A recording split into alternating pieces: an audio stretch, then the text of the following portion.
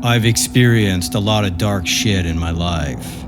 For me, the beach has always been that place where I go to get away from it all and to remind myself that there's still beauty and peace in a world that has so much messed up stuff happening in it. This is a story about how early one evening my happy place turned into a nightmare. I grew up on Cape Cod. My dad was a cop and died when me and my sister were both kids. Weirdly enough, both of us became cops too. 2 daughters, 2 cops. Anyway, I spent several summers as a seasonal bike patrol officer on the Outer Cape. If you don't know, the Cape gets insanely crowded during the summer season, but the further out you go, there's a few smaller towns that can still feel a bit quieter, even during the busy season. Most nights were a big nothing. Noise complaints, parking issues, every once in a while someone drank too much, puked, and passed out on a bench. That was about the extent of it. This was easily the most memorable thing that happened to me while I worked out there. It was late August, I think, extremely humid and foggy as hell. I was wrapping up a shift when dispatch said a group of kids had reported seeing a woman near an old beach access. They said she was crouching in the tall grass near the bathrooms, trying to talk to them. One of the kids said she was trying to get them to come into the dunes to play. I was the closest unit.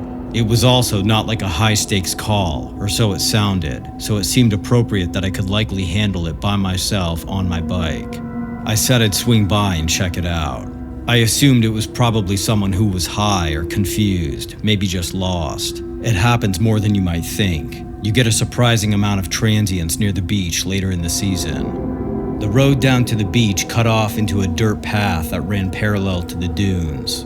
The fog had rolled in pretty thick by then, so the visibility was really low.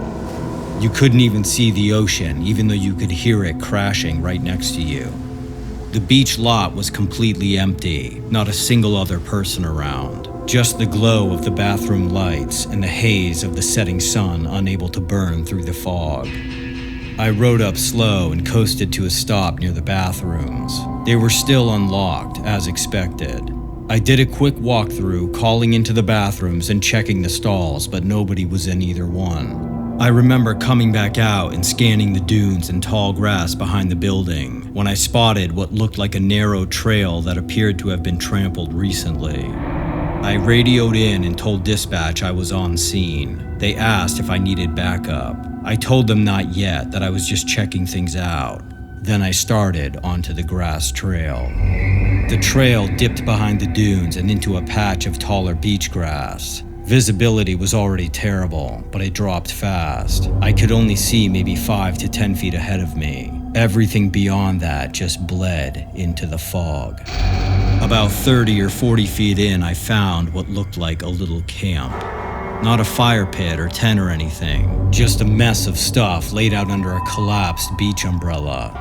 Candy wrappers, mismatched shoes, a couple empty plastic water bottles. No obvious signs of alcohol or needles, just weird junk. Some of it looked like it had been there for a while, but not all of it. I stepped back and reached for my radio again to request some backup. As I keyed the mic, I heard something shift behind me. Grass rustling. I turned around, and that's when I saw her. There was an older woman crouched maybe 15 feet away, chest deep in the tall grass like she was trying to hide. She was dressed in layers like she'd been sleeping outside, hair tangled up, just squatting there, staring at me. There was a long silence between us. I wasn't even completely convinced she knew I had seen her, so I called out and asked if she needed help. Nothing.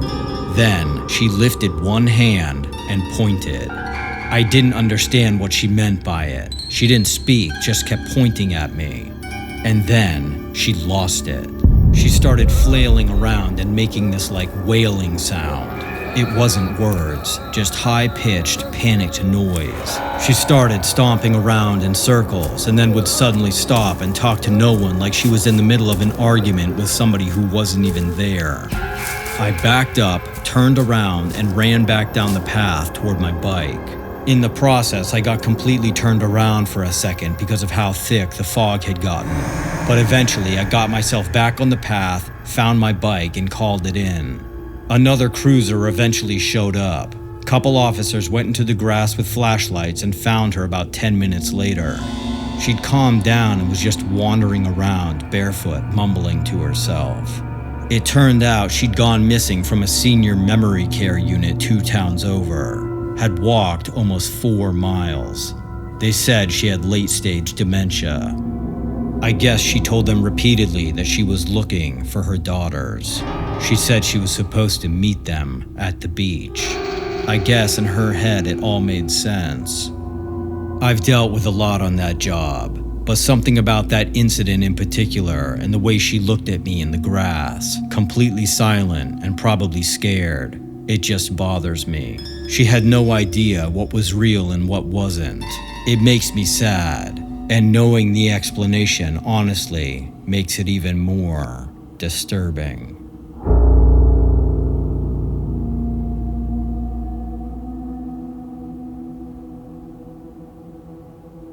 I lived and worked in a beach town for a few summers after high school. I'm not going to blow it up because the locals prefer their privacy, but it was a somewhat lesser known, less bougie travel destination where kids my age would often rent houses together and work and party during the summers. It was me and a bunch of my girlfriends, and it was a great time. The place was busy enough that it was fun, but also chill enough that you could walk on the beach and have it all to yourself more often than you might think. I usually went after work, right around dusk. It was usually still hot and humid then, but the shoreline would be nearly empty and I'd have it mostly to myself. Sometimes I'd go for a quick dip, sometimes just sit there and watch the sunset. This particular night was very quiet. A few stragglers packing up their stuff, some old couples out for a walk, and the occasional jogger, just the way I liked it. I brought a towel, went for a dunk, and sat near the dunes listening to the water until it got too dark to see. Eventually, I headed back toward the path near the public bathrooms and showers. It was getting chilly, so I decided I'd rinse the salt and sand off quick and head back to the house. The outdoor shower was the type with no walls, just a single metal pipe sticking out of the ground next to the bathhouse wall with a spout and a foot washer at the bottom. There was this dim floodlight overhead that needed to be replaced. It made a buzzing sound and would flicker like it was about to die. There was no one else around when I got there, just the buzz and flicker of the floodlight, some gulls squawking in the distance, and the sound of the tide. I turned the water on and started rinsing off, trying not to touch the gross parts of the pole too much. I was in a one-piece and had my towel draped over the hook next to me.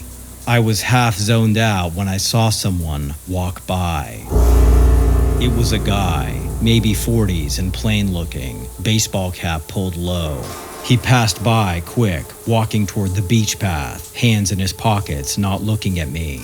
It was a bit weird though, the way he was walking around. It was like he was rushed or something. Not to mention that it was basically dark at this point, and also that he had just sort of appeared suddenly out of nowhere. It was like he had been waiting in the dark nearby and then suddenly just started walking around. I hadn't seen anyone else in the lot, anyone nearby at all when I had gotten there, and now here he was. I watched over my shoulder and he moved on, so I let it go.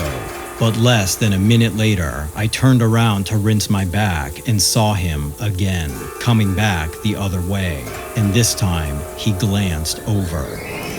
Obviously, it put me on edge, but I also knew it was possible maybe he just got turned around or lost something earlier in the day and was looking for it. He passed out of sight once again, and I rinsed my legs one last time, then reached for the shower handle. That's when I saw him for the third time. He was standing off to the side now, past the edge of the pavement just beyond where the reach of the floodlight ended. I could barely see the guy, and the creepy flickering light didn't make it any easier, but it was obvious he was there, just standing there. The water was still running behind me, my towel on the hook. I suddenly felt completely exposed, like I was on a stage or something and couldn't get down. The guy was just staring, not moving, not checking his phone, not pretending to do anything else, just watching me from the edge of the shadows. Then I saw him put his hands down his pants. I grabbed for my towel, got it halfway around me, and started running. I distinctly remember imagining him being right behind me, chasing me, like when you turn off the lights in a basement and run up the stairs. It was terrifying. As I was running toward my car in the parking lot, headlights swept across the lot. A car turned in. Barefoot, soaked, half wrapped in the towel, I ran straight toward the car. It was a family. I ran up and begged them for help. I don't even remember what I said, just that I was scared and that some guy was following me. When I turned around to point at him, he was gone. The dad called the cops for me, and they came and looked around, but the guy had taken off. I never saw him again. I can't shake that moment where he started touching himself. I've never felt so violated or vulnerable in my life. It was like he knew no one else was around, like he'd just been waiting there.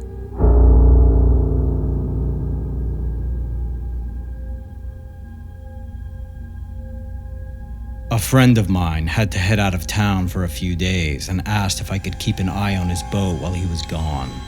It's a small sailboat docked in the marina of this quiet beach town he moved to a couple years back. I was sort of between things at the time and figured it wouldn't hurt to get out of the city for a bit. He said I could crash on board if I wanted, as long as I kept an eye on things and let him know if anything looked off. The boat was new and it was his passion, and he didn't have any kids, so it was basically his baby, as weird as that sounds. I guess there had been some rumors going around of break-ins at the harbor, and he was just not comfortable going out of town and leaving it totally unattended. I'd never stayed on a boat before. While it was peaceful, eventually the movement and the quiet just started getting to be too much for me, and it was driving me crazy. I'm used to stillness, sirens, and traffic, and neighbors stomping around. Out there, it was just the slap of the water and the occasional creak from the dock.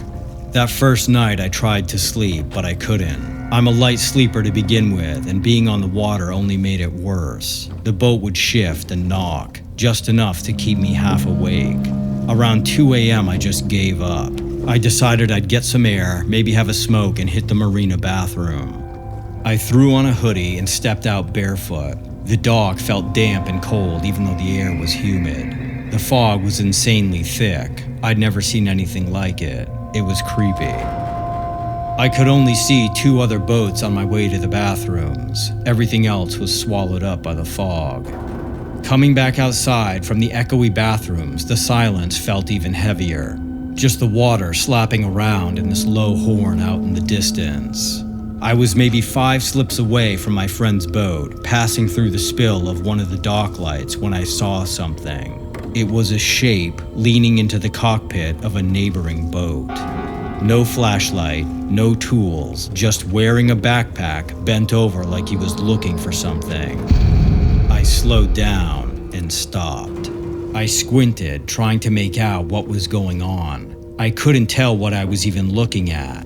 I raised my hand to shield the glow of the dock light from my eyes, and when I did, the end of my lighter hit my forehead, popped out of my hand, and fell to the ground, clattering around. At the sound, the guy stood up immediately and looked in my direction.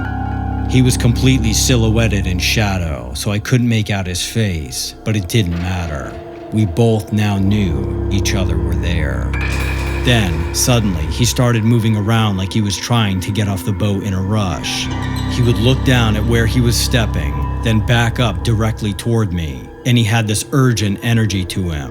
Then, he was off the boat and walking straight toward me. He glanced left and right like he was checking to see if anybody else was around, but kept coming straight toward me. He knew exactly where I was. I didn't want to overreact, and I almost felt embarrassed as a grown man for being scared so suddenly. But this guy's behavior was so strange, all I could think to do was turn and run. The fog made everything worse. My feet were slapping against the dock, making this horribly loud noise, giving away my position, and I could not, for the life of me, remember exactly which slip my friend's boat was on. I almost missed it. I passed it, then doubled back when I saw the railing. I climbed up and scrambled into the cabin, slamming the door behind me. I tried to latch it, but the wood was swollen or something with the humidity, and it wouldn't catch even though it hadn't been a problem earlier. And then I heard it. The sound of someone landing on the deck behind me. There were quiet steps above. Then the door started to move, like someone was gently pushing on it, trying to stay as quiet as they could. Not ramming, not kicking, just steady pressure, testing to see if it would open. I just leaned there against the door with all my weight, both arms braced, holding the handle as firm as I could with everything I had. My legs were shaking. The door kept flexing. Then, after maybe 30 seconds, it stopped. No sound, no retreating footsteps, just nothing. I waited. 5 minutes, maybe 10. It felt like an hour. Eventually, I cracked the door and peeked out. The fog was still thick, but the deck was empty. Just the foghorn again, somewhere, way out in the harbor. I didn't sleep the rest of the night. I don't know who the hell that was, and I never heard anything else about it. My buddy said he never heard about anything missing from the neighboring boats, but I know what I saw. I know what I felt against that door. Somebody was out there trying to get in, and they never made a sound.